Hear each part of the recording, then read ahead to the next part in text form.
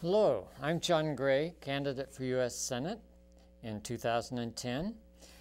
A couple of issues I'd like to discuss with you this week are an experiment I ran about a year or so ago, and you'll need to check it out for yourself, on the healthcare issue. If you will simply go to your computer and Google the American tax tables, you will find they're readily available, as are the Canadian tax tables.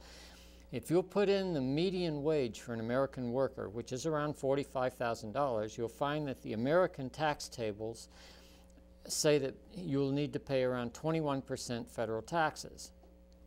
If you'll do the same thing for the median wage worker in Canada, you'll find out it comes out at about 26%.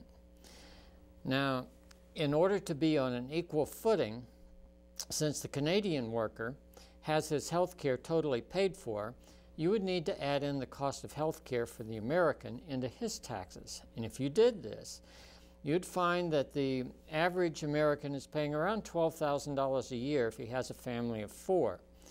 For a median wage worker of $45,000, that's around awfully close to 30%. It's 27% of his total income goes to health coverage.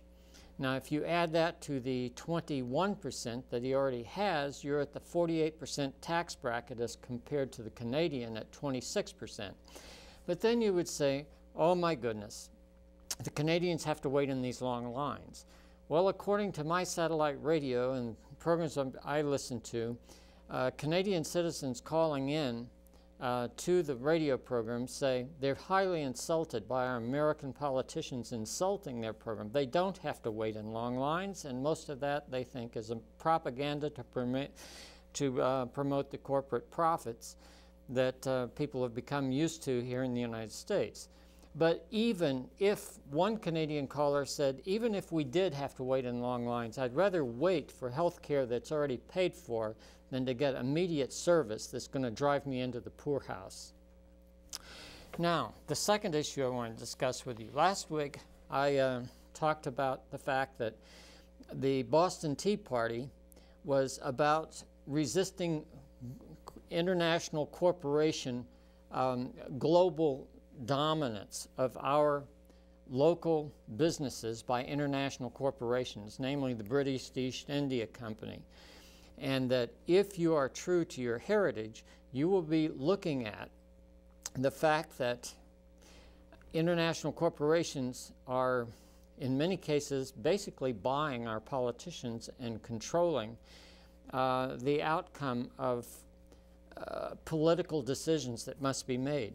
One thing I think you may find of interest, if you think global international corporations are your friend, in the New York Times business section of November 10th, there was an article that says American wages are out of balance, and it points out that there's 6 billion people in the world. Half of them live on under $5 a day, and of that, 2 billion live on less than $2 a day.